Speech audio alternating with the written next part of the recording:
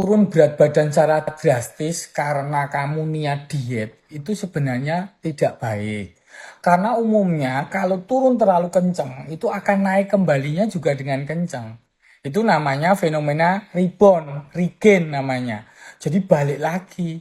Masalahnya akan ada efek samping deh nanti kalau kamu terlalu cepat.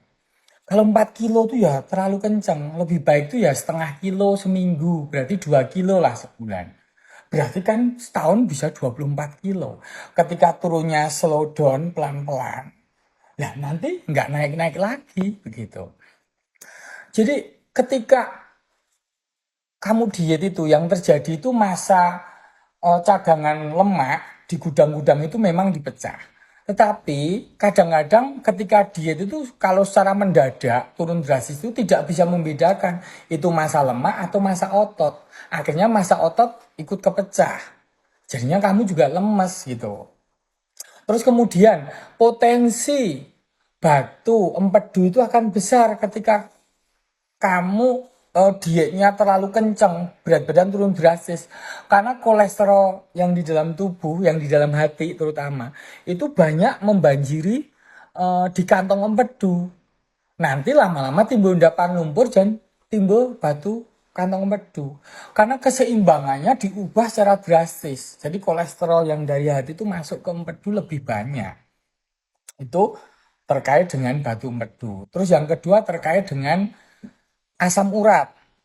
Kan pada saat pemecahan cadangan kalori tadi, yang di masa lemak tadi, masa otot pun juga ikut dipecah tadi.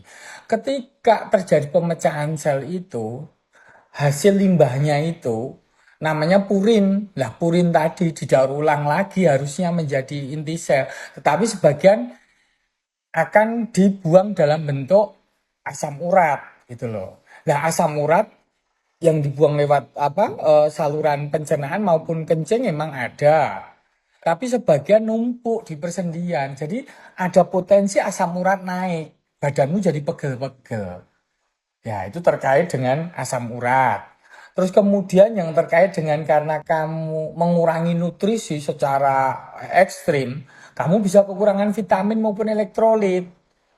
Kalau kurang misalnya kurang kalsium, vitamin B12, vitamin D3 misalnya, dan elektrolit itu ya bisa menyebabkan lemes dan juga rambutnya rontok.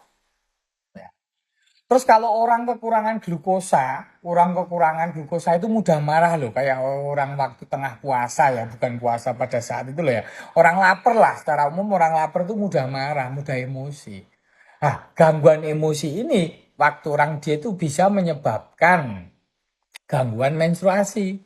Kadang-kadang ada orang yang dianya ekstrim tuh jadi nggak men 2-3 bulan gitu. Jadi lebih baik tuh kamu ngurangin pelan-pelan. Karena ketika kamu tuh gemuknya kan pelan-pelan. Lah kamu nguranginya juga pelan-pelan. Kalau ini ibarat landian kamu dulu naiknya itu nggak terlalu kenceng dalam waktu 2 tahun, 3 tahun kamu gemuk. Lah kamu mau kembali normal dalam 2-3 bulan atau setengah tahun. Itu tidak baik, tidak ikutin kurva keseimbangan itu nggak baik. Sebenarnya kalau kamu memang mau agak niat itu eh, kira-kira target penurunan itu ya 25% dari berat badanmu. Misalnya kamu 80 tuh kamu nurunin 20 kilogram itu ya dalam waktu kira-kira setahun. Jangan ditarget dalam waktu 3 bulan. Itu terlalu berat buat keseimbangan tubuhmu tidak baik.